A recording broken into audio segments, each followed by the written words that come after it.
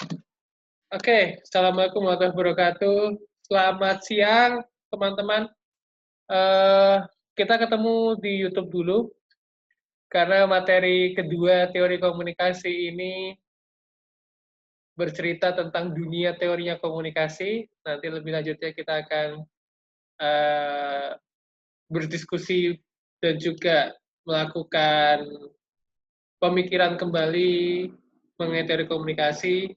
Salam sehat buat semuanya, komunikasi 2020. Kangen rasanya ketika ini minggu kedua kita belum bisa bertemu, baik dalam digital maupun secara tatap muka langsung. Semoga tetap sehat, salam buat keluarga.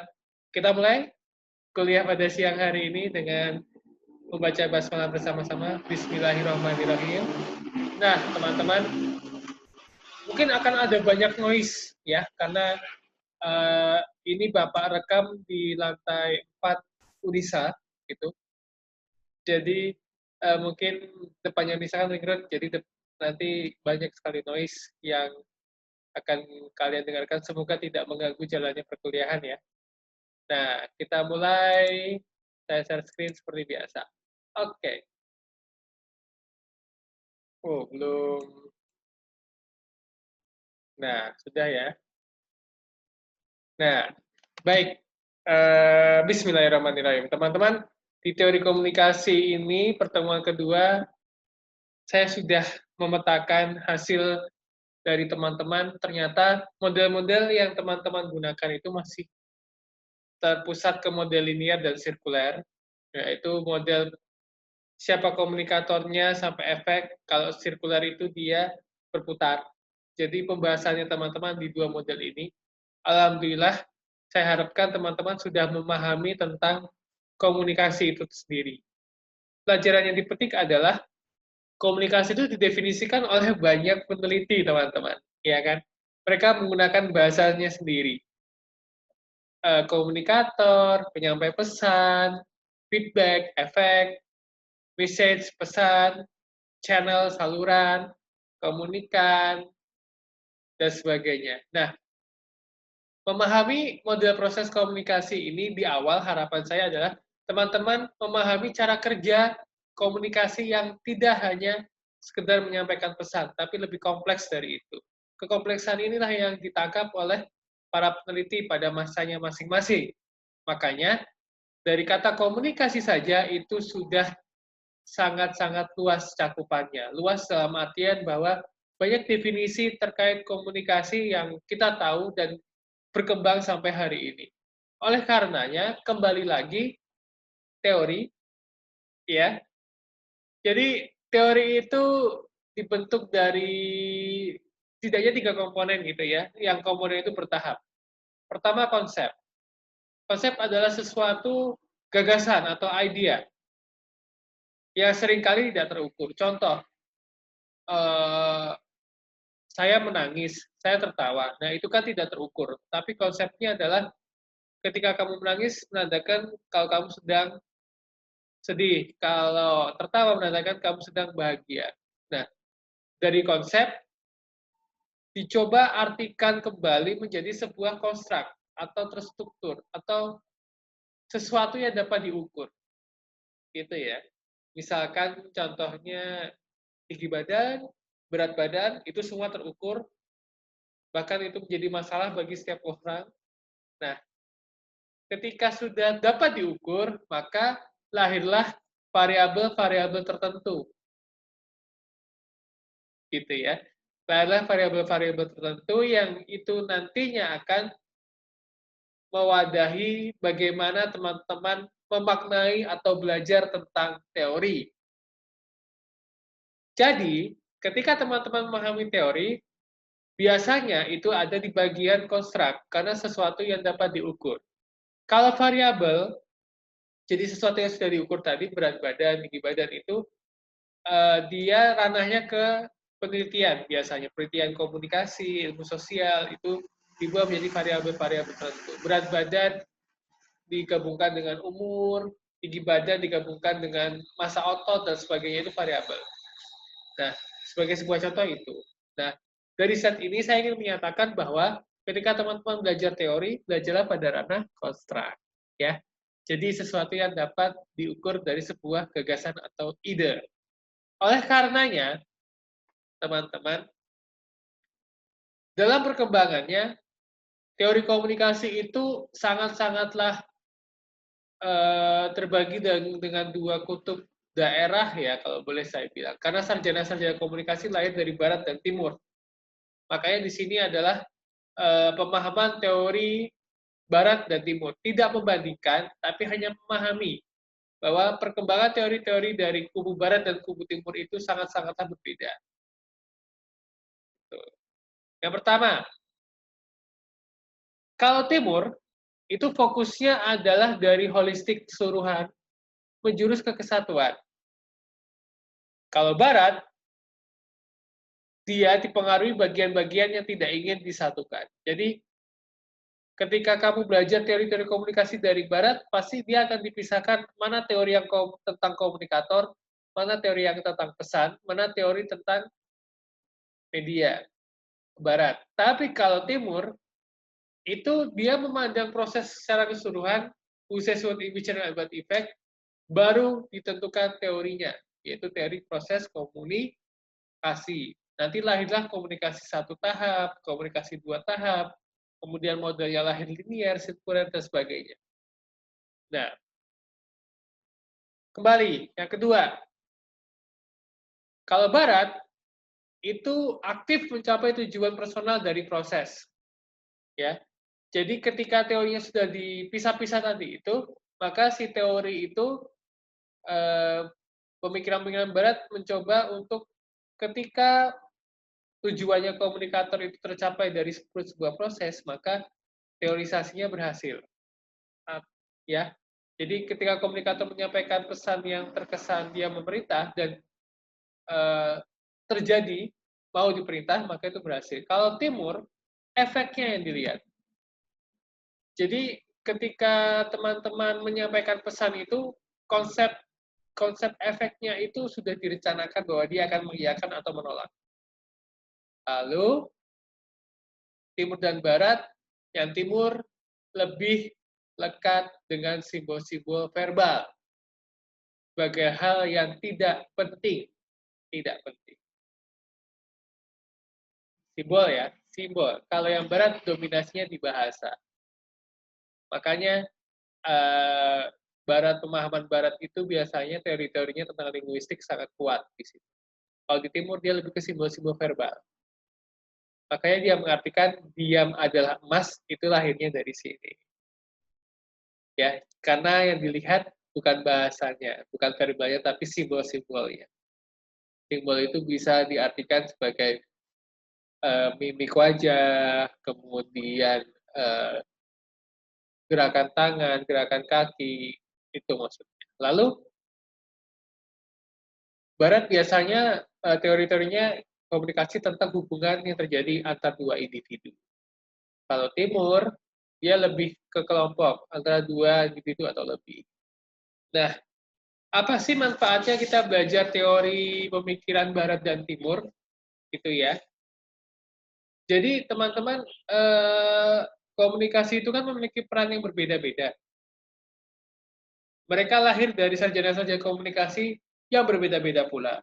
Jadi, mempelajari teori komunikasi tidak lantas teman-teman mengatakan bahwa keilmuan komunikasi adalah yang paling hebat, jempolan dan sebagainya. Teman-teman sebagai calon sarjana komunikasi juga wajib hukumnya mempelajari keilmuan-keilmuan lainnya, terutama di keilmuan-keilmuan sosial. Kenapa? Karena komunikasi lahir dari pemikiran-pemikiran yang sangat-sangatlah banyak. Ada barat, ada timur. Kalau nanti kalian berkenalan dengan Markus School, pemikiran Jerman Timur, dan sebagainya, itu semua buah dari bagaimana teori komunikasi itu dibentuk. Nah, slide ini saya kasih ke teman-teman pada ini, agar teman-teman tahu bahwa konsep timur dan barat itu juga mempengaruhi bahwa ilmu komunikasi itu adalah ilmu yang paling belia dari ilmu-ilmu sosial. Itu ya. Jadi ibunya komunikasi siapa sih kalau dia dikatakan belia gitu? Ya pasti sosiologi, ilmu tentang sosial ya. Jadi disiplin ilmu yang sudah berdiri sendiri ini, irisan keilmuannya banyak. Jadi teman-teman, Bapak harapkan di samping mempelajari tentang teori komunikasi, kalian juga mempelajari keilmuan yang lain, tentang psikologinya, kemudian tentang sosiologinya, dan sebagainya. Itu ya. Nah, di slide ini adalah dimensi dari komunikasi itu sendiri. Yang pertama, dimensi level observasi, yaitu bahwa komunikasi bersifat sangat makro atau luas, inklusif. Tapi ada juga definisi observasi yang dia levelnya ke mikro. Nah, makanya komunikasi itu secara luas diartikan dia sebagai pengiriman pesan, ya. Clear itu ya. Observasinya adalah mengirim pesan secara luas.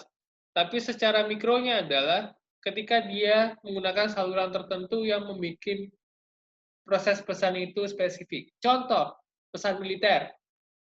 Ada sandi Morse, ada sandi itu. Nah, itu observasinya adalah mikro. Tapi kalau makro, secara umum yang digunakan di kehidupan sehari-hari itu makro. Alat telekomunikasi yang digunakan di kehidupan sehari-hari itu termasuk dari observasi penyampaian pesan secara makro.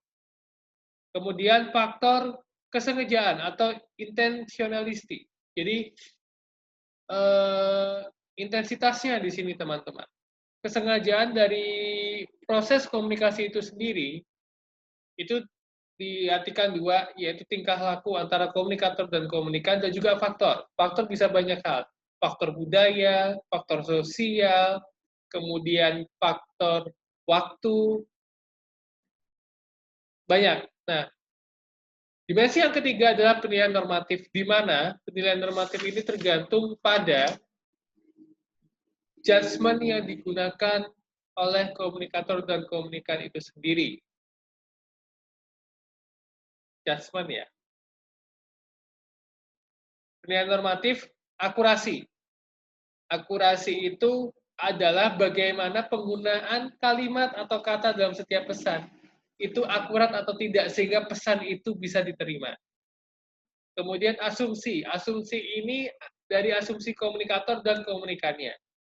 Ketika level of knowledge atau tingkat pengetahuan komunikator dan komunikan itu berbeda, maka banyak asumsi yang akan lahir di situ. Oleh karenanya, belajar dimensi komunikasi untuk teori komunikasi, jangan lupakan 3 hal. Observasinya, kesengajaannya, kemudian penilaian normatifnya. Kenapa? Karena ketika teman-teman belajar teori komunikasi, observasinya harus jelas. Di mana proses komunikasi itu terjadi, di makro atau di mikro. Kemudian, kapan komunikasi itu terjadi? Intensitasnya seperti apa? Faktor yang ada seperti apa? Tingkah lakunya seperti apa? Seperti yang kita lakukan sekarang, ini adalah levelnya kesengajaan, juga bisa diartikan ke sana. Lalu di penilaian normatif, artinya adalah pesan diterima dan diperhatikan atau tidak? Pesan diterima secara jelas atau tidak? Asumsi. Kemudian akurasi adalah bagaimana pesan itu baik secara verbal maupun non-verbal itu tepat ke komunikan atau tidak. Nah, gunanya apa? Gunanya adalah ketika teman-teman mempelajari dimensi tadi, kemudian set awalnya kita adalah teori pemikiran Barat dan Timur tadi, itu harapannya saya teman-teman bisa memilah teori-teori pada level dimensinya. Tapi nggak cuma sampai di situ. Ini baru awalan. Ada yang namanya klasifikasi teori komunikasi. Jadi teori komunikasi itu ratusan, teman-teman. Dan tidak mungkin kita belajar ratusan itu. Mungkin ketika teman-teman nanti sampai S3, amin. Makanya para ahli dalam setiap buku tentang teori komunikasi pasti akan membaginya ke dalam 4 klasifikasi ini. Ini saya ambil dari bukunya Little John, ya, salah satu pakar dari komunikasi.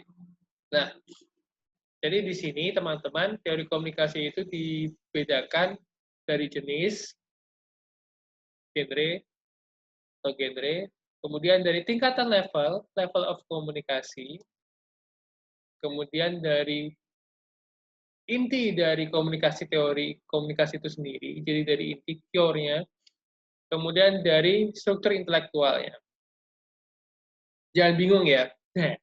Jadi materi ini di sini ketika teman-teman goalnya adalah apa, nanti akan saya jelaskan di slide terakhir.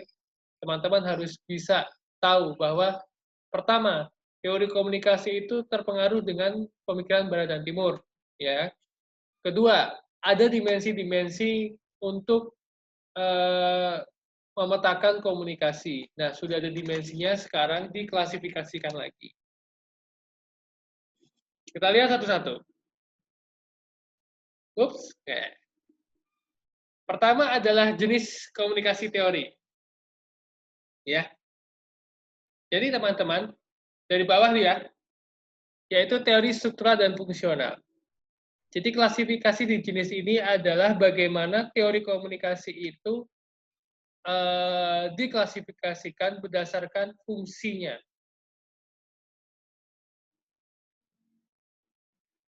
dan strukturalnya. Agak terhenti kalimat saya. Kenapa? Karena ketika saya salah menjelaskan, nanti teman-teman jadi salah kaprah sampai belakangnya. Jadi, kenapa ada genre dalam komunikasi teori ini untuk bagaimana teman-teman bisa mengetahui wilayah-wilayah teori konvensionalnya dari komunikasi. Makanya yang pertama adalah teori struktural dan fungsional. Jadi, dalam hal ini, teori struktural itu berbicara tentang bagaimana penggunaan bahasanya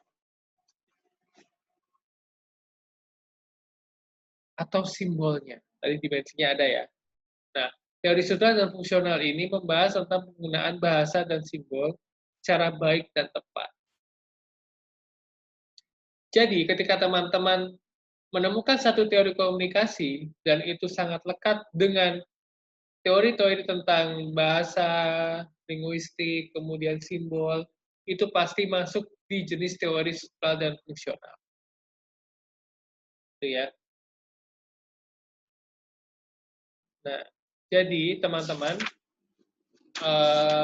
dalam teori ini menekankan penekanannya ya, teori struktural dan fungsional itu penekanannya adalah akibat dari tindakan yang tidak disengaja. Itu. Makin bingung pasti teman-teman.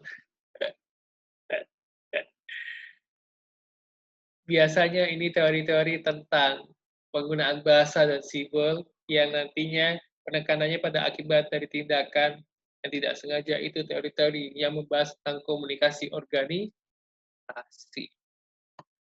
Bagaimana komunikasi pimpinan ke karyawan secara struktural, penggunaan bahasanya bagaimana, simbol-simbolnya bagaimana, kemudian fungsi dari komunikasi pimpinan ke karyawan atau karyawan ke pimpinan itu seperti apa. Itu biasanya penemu genrenya atau jenis teorinya itu masuk ke teori struktural dan fungsional.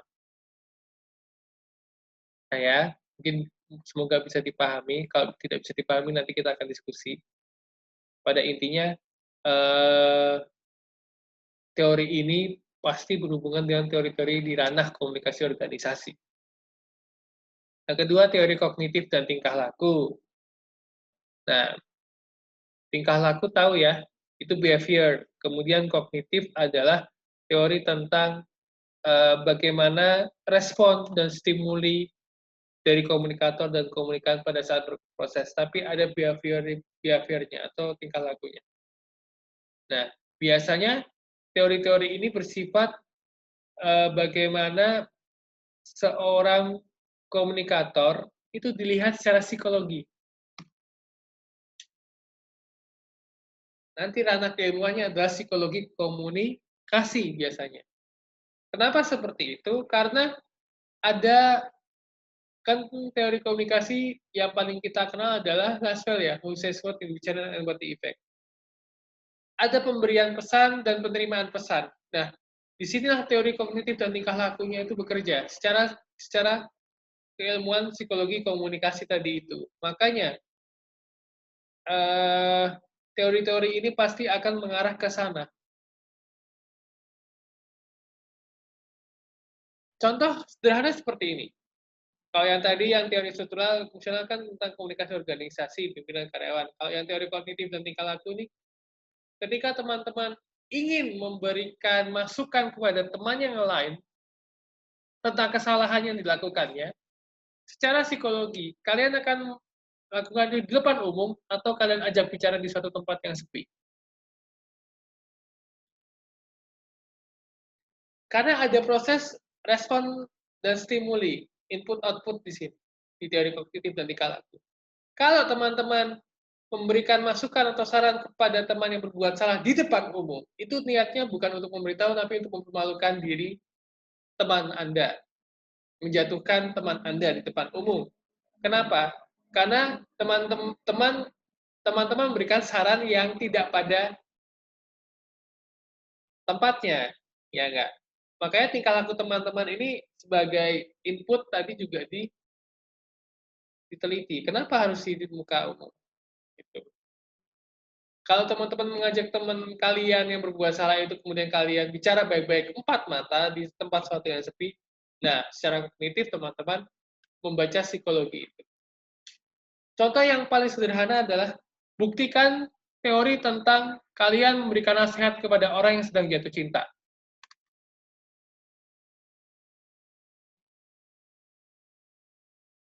Pasti tidak akan masuk, dan itu pekerjaan yang paling sia-sia di dunia ya. Nah, kemudian interpretive theories atau teori interpretasi. Jadi, teori ini adalah lebih kepada bagaimana teman-teman mengamati gejala yang terjadi ketika sebuah pesan itu disampaikan. Teori-teori komunikasi yang berbicara tentang itu. Biasanya teori ini dekat dengan teori-teori komunikasi antar budaya. Gitu. Kenapa? Karena ada culture interpretation. Sederhananya, kalau di Indonesia memanggil nama orang tua itu tidak sopan, tapi kalau di Barat biasanya anak memanggil dengan nama orang tuanya. Namanya David ya David, namanya Stephen ya Stephen. Kalau di sini papa, mama, dan ayah, ibu dan sebagainya. Tapi teori interpretasi ini juga bisa lakukan ketika budaya Barat itu masuk ke budaya Timur. Bagaimana penerimaan dari budaya Timur dan budaya Barat. Ya kalian coba teliti saja kenapa anak-anak SD sekarang panggilnya ayah dan bunda. Gitu ya, itu sebuah keprihatinan kita bersama gitu kan. Dan bagaimana kita menginterpretasikan itu. Nah, itu dia. Lalu teori interaksi. Teori interaksi ini berbicara tentang teori-teori di ranah komunikasi interpersonal dan intrapersonal. Jadi teori interaksi ini memandang kehidupan sosial itu sebagai proses interaksi, teman-teman. Oleh karenanya, komunikasi itu dianggap sebagai kendaraan ya atau alat untuk bertingkah laku dalam kehidupan sosial. Jadi komunikasi itu sebagai perekat atau lem dalam kehidupan sosial, interaksi. Nah, makanya saya bilang ini biasanya teori-teori tentang komunikasi interpersonal dan intrapersonal. Semoga sudah dijelaskan di mata kuliah pengetahuan ilmu komunikasi ya, apa itu interpersonal dan intrapersonal. Nah, jadi adanya konsep pemahaman bersama, kemudian adanya juga konsep bagaimana ketika kita berinteraksi itu ada standar-standar yang ditetapkan bersama. Mengucapkan salam, berarti kita sudah berinteraksi kepada orang yang beragama Muslim sama dengan kita. Itu salah satu contohnya. Pasti ranahnya pada komunikasi interpersonal dan intrapersonal. Lalu kritis. teori kritis. Jadi teori kritis itu biasanya ada di ranah teori-teori komunikasi massa. Kenapa? Karena dia melihat tidak hanya efek dari penerimaan pesan, tapi dia juga melihat kedua belah pihaknya. Maksudnya begini, teori komunikasi massa itu secara simpel, teori dari komunikasi massa secara simpel, itu kan one to many. Artinya satu komunikator ke banyak komunikan yang tidak diketahui berapa batasan dan jumlahnya. Nah, teori kritis ini tidak hanya memandang dari efek yang diberikan ketika satu orang komunikator itu menjangkau semuanya, tapi si komunikatornya itu juga diteliti. Dan biasanya komunikator ini yang diteliti bukan orang, tapi suatu organisasi yang disebut sebagai organisasi media. Makanya teorinya tentang teori-teori kritis. Nah, cabang dari teori kritis ini juga adanya konsep tentang feminisme dan maskulinisme. Jadi teori ini juga sangat-sangatlah lekat dengan kajian-kajian tersebut. Gitu. Jadi itulah jenis teori komunikasi. Ada teori struktural fungsional yang biasanya bermain di ranah komunikasi organisasi, teori kognitif dan tingkah laku itu juga bisa berranah di inter ataupun intra, tapi dia lebih condong ke psikologi komunikasi, interpretasi komunikasi antar budaya, interaksi interpersonal dan intrapersonal, dan teori kritis biasanya lebih masuk ke teori-teori tentang komunikasi massa. Itu genre komunikasi teori. Jadi dibagi per genre itu agar teman-teman tahu sebenarnya teori ini berdiri di jenis teori komunikasi yang mana. Lalu levelnya. Tadi sudah saya singgung ya di genre ya. Jadi berdasarkan tingkatan itu clear bahwa tingkatan komunikasi itu adalah dari komunikasi interpersonal sampai ke komunikasi intrapersonal atau antarpersonal, komunikasi kelompok, komunikasi publik, komunikasi massa. Jadi komunikasi interpersonal itu komunikasi dengan diri sendiri, antarpersonal dengan individu lainnya, komunikasi kelompok itu adalah satu individu dengan kelompok, publik dibedakan ya. Jadi kelompok itu lebih diartikan sebagai organisasi yang kecil, kelompok. Keluarga itu kelompok. Publik itu orang dengan masyarakat, tapi dia masih bisa diidentifikasi siapa masyarakat itu. Apakah masyarakat itu dari RT 12, 13, 15, dan sebagainya. Tapi kalau komunikasi massa, tidak lagi teridentifikasi. Jadi semua orang bisa menerima itu. Makanya saya bilang one to many. Biasanya teori komunikasi massa itu bicara tentang teori-teori media. Itu levelnya. Jadi dari tingkatan yang dengan diri sendiri sampai kepada yang massa. Ya. Kemudian ada yang namanya teori komunikasi inti. Teori komunikasi inti ini adalah teori-teori yang membahas tentang pembentukan pesan, pembentukan makna, struktur pesannya, dinamika interaksinya, dinamika sosialnya. Jadi pembentukan pesan tentunya pada development of message-nya. Jadi bagaimana pesan itu disampaikan, bagaimana pesan itu develop, lalu bagaimana pesan itu tercipta, itu yang paling penting. Kemudian pembentukan maknanya adalah interpretasi dari pesan tersebut, lalu struktur pesannya, apakah dia verbal ataupun non-verbal, gitu kan. Kemudian dinamika interaksinya adalah adakah keterhubungan antara komunikator dan komunikan saling mengenal atau tidak, atau justru teridentifikasi satu dengan lainnya sampai kepada dinamika sosialnya.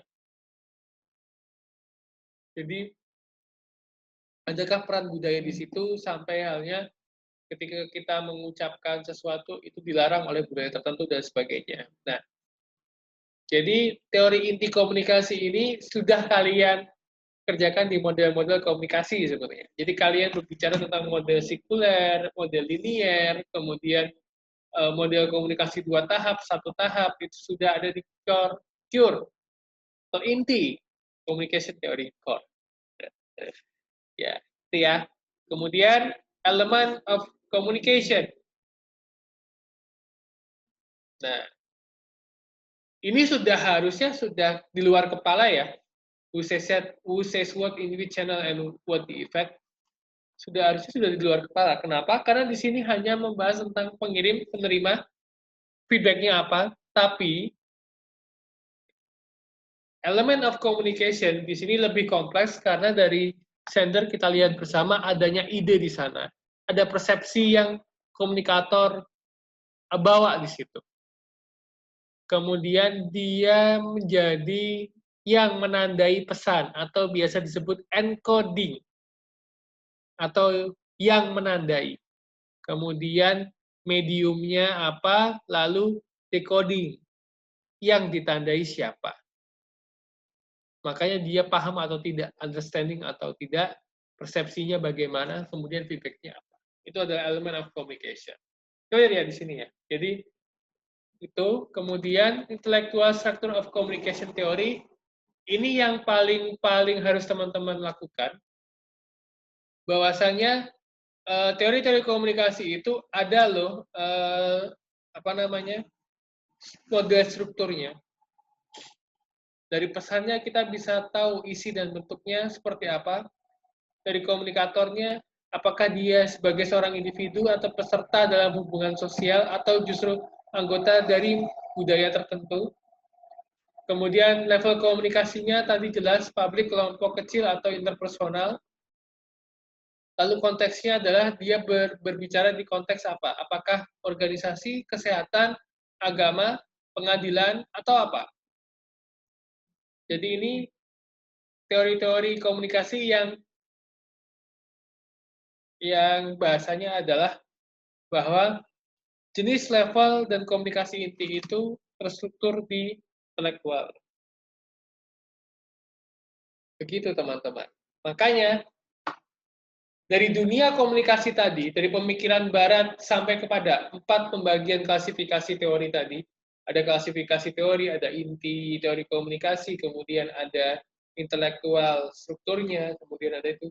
Maksud dari materi hari ini adalah bagaimana teman-teman itu memahami dan belajar teori komunikasi. Kembali ke slide awal bahwa cara belajar yang baik dari teori komunikasi, pahami teori pada tingkatan konstruknya. Bukan pada konsep, konstruknya. Jadi sesuatu yang dapat diukur atau gagasan yang dapat diukur. Kemudian teman-teman mengetahui level fenomena apa yang diamati. Apakah dia komunikasi interpersonal, intrapersonal, massa, atau komunikasi kelompok atau organisasi atau publik. Lalu pahami peta teori. Yang dimaksud dengan peta teori adalah model-model komunikasi secara gambar yang teman-teman sudah kerjakan kemarin. Jadi, peta komunikasi ini berbicara juga tentang level komunikasi terjadi pada tingkatan apa. Oleh karenanya, teman-teman, dua pertemuan ini adalah pengantar teman-teman belajar tentang teori komunikasi. Semoga di pertemuan ketiga bisa lebih paham lagi. Pada intinya yang ingin saya tekankan bahwa yang pada set awal, jangan bingung. Kenapa? Karena teori komunikasi ini dilakukan untuk berproses. Jadi sangat-sangatlah aplikatif teorinya. Biasanya teman-teman sudah melakukan tapi tidak tahu istilah akademisnya apa. Gitu ya. Contoh, linear dan sirkuler tadi itu. Model linear ini adalah yang saya lakukan saat ini. Jadi saya komunikatornya, saya menyampaikan pesan ke kalian dengan media rekaman video pembelajaran, komunikasinya teman-teman, tapi efeknya tidak langsung. Kalau yang sirkuler, dia berputar. Jadi ketika sudah berefek, kemudian si efek itu akan menyampaikan isi pesannya apa, medianya mungkin akan ganti, ya kan? Tidak lagi rekaman video tapi dengan teks. lalu komunikasinya kembali ke saya, lalu efeknya apa? Nah, makanya teman-teman, di dunia teori komunikasi ini, teman-teman harus tahu bahwa ilmuwan komunikasi itu sangat lekat irisannya dengan pemikiran barat dan timur, kemudian ada dimensi levelnya loh untuk mengetahui teori-teori komunikasi sampai kepada klasifikasi teori komunikasi itu sendiri. Itu ya. Ada genrenya, ada levelnya, ada teori komunikasi inti, kemudian ada struktur intelektualnya. Nah, di sini harapannya teman-teman tidak bingung lagi bagaimana caranya belajar teori komunikasi. Gitu ya? Nggak usah panjang-panjang belajar teori komunikasi mah, sebentar aja. Makanya teman-teman, itu dari saya. Terima kasih sekali. Kita akan ke e-learning, akan ada diskusi di situ tentang teori komunikasi tentunya. Terima kasih. Ketika ada yang ingin ditanyakan atau bingung, silakan ditanyakan. Mohon maaf ketika penjelasannya kurang mengena, tapi saya harap ini sebuah proses, jadi tidak hanya input dari saya yang saya berikan ke teman-teman, tapi saya bisa menemukan feedback atau umpan balik dari teman-teman juga. Saya stop share. Terima kasih untuk kuliah pertemuan kedua hari ini. Jadi tetap semangat. Saya akhiri dengan kata hamdalah, alhamdulillah. Kurang lebihnya saya mohon maaf. Assalamualaikum warahmatullahi wabarakatuh. Salam sehat teman-teman. Tetap semangat ya.